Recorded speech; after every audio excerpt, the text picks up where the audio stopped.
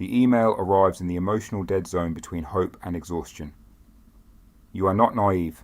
You are just tired enough to want the message to be real.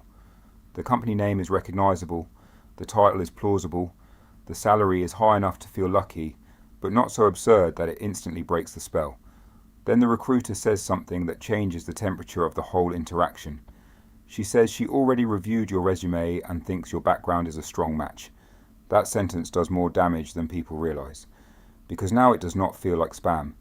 It feels like you have already been seen. And when a job market makes people feel invisible for long enough, being seen starts to feel like proof. So you answer. The first exchange is clean, professional, and emotionally economical. No begging, no obvious broken English, no cartoon villain urgency. Instead, the recruiter behaves like someone inside a normal hiring process who is simply moving quickly.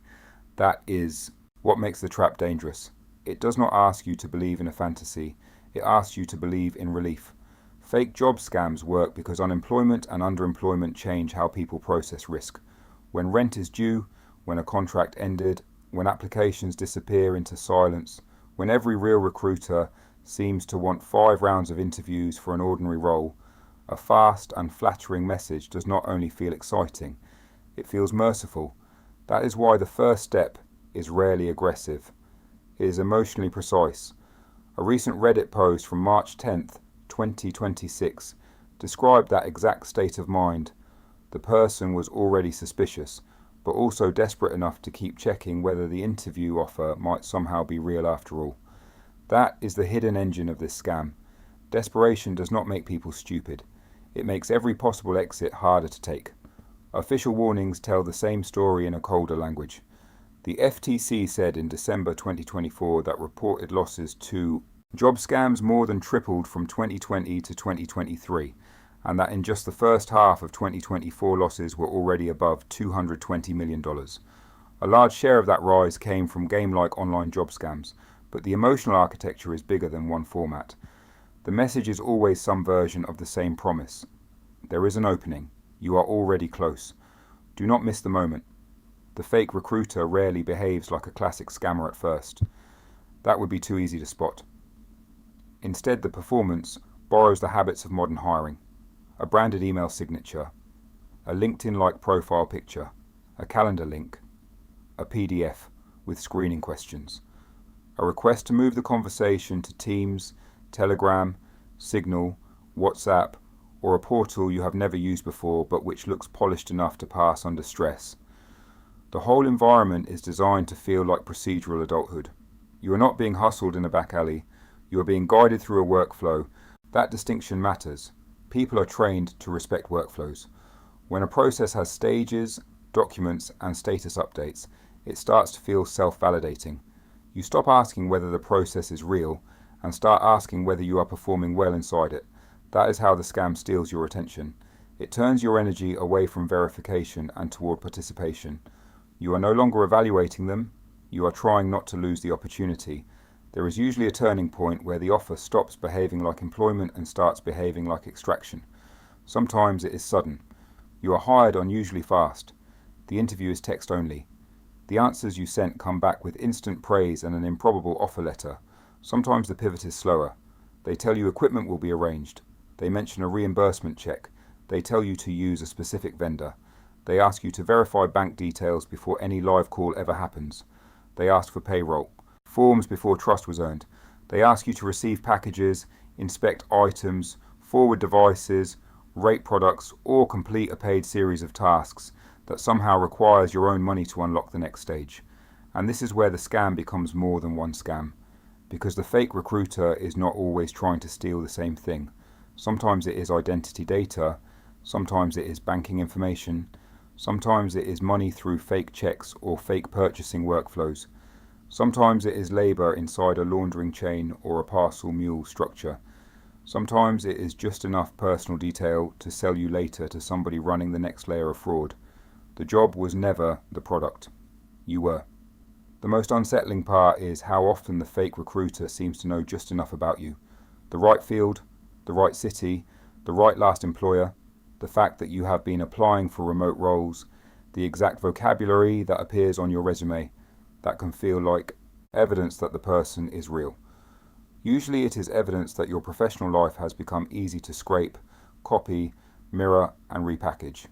Your resume may have been posted across multiple job boards. Your name may be attached to public profiles, cached listings, old bios, data broker records, prior breach data, or application trails scattered across platforms that were built for speed instead of restraint.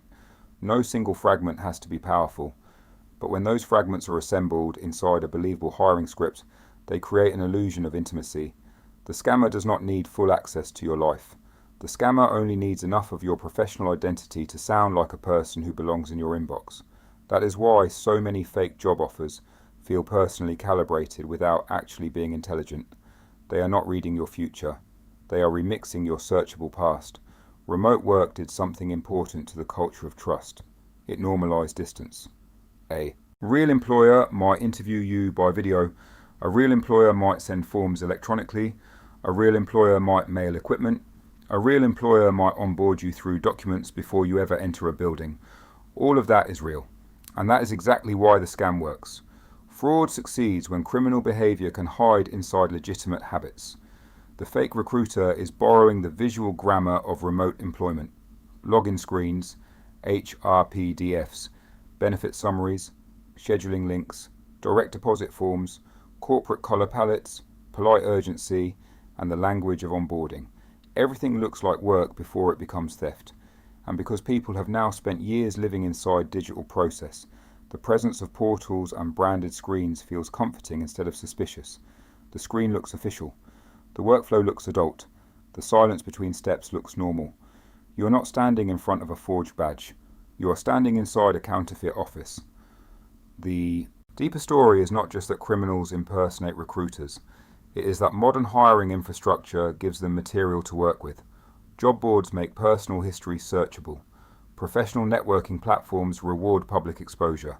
Resume databases circulate copies of people's experience, city, contact details, and ambitions. And once a labour market becomes anxious enough, even weak signals start to feel actionable. The fake recruiter does not build trust from nothing. He borrows it from platforms, brands, and the emotional reality of job scarcity. That is why FTC warnings about job scams keep sounding more relevant every year. This is not one weird corner of the internet anymore. It is an industrial use of ordinary aspiration. Hope is being routed through systems that were designed to maximize access, speed, and lead generation. Fraud simply learned how to live in the same pipes. People talk about the money because money is measurable, but the deeper damage is often psychological. A fake recruiter does not only threaten your bank account, it contaminates your ability to feel good news without suspicion. Every legitimate interview invite after that feels slightly poisoned. Every enthusiastic message feels like bait. Every quick hiring process feels guilty before it feels exciting. That cost matters. The scam turns optimism into something that has to be cross-examined. And for people already living with employment stress, that shift is brutal. Because job searching already asks for a strange emotional posture. You have to remain hopeful while being ignored. You have to sell confidence while absorbing rejection. You have to stay open while protecting yourself. Fraud exploits that contradiction. It inserts a false yes into a life full of maybes and then punishes the person for wanting the yes to be real. So the fake job offer is not dangerous because it contains one perfect lie. It is dangerous because it wears the shape of modern opportunity so well. The recruiter sounds prepared. The process has stages. The forms look normal. The urgency feels corporate instead of criminal. The promise is not luxury. It is stability. And stability is persuasive. That is why the story sticks. You do not remember it as one bad message. You remember it as a counterfeit career path that almost accepted you. For a few minutes or a few days, it felt like the market had finally opened a door. Then you realized the door was never attached to a building. It was attached to a machine made of borrowed brands, scraped biographies, fake workflows, and the oldest pressure in the labor economy, the fear that if you hesitate, somebody else will take your place. That is why the recruiter sounds calm. That is why the offer moves fast. That is why the paperwork arrives before trust does. And that is why the job was never really about work. It was about how much of your identity, money, attention, and hope could be extracted before the office disappeared.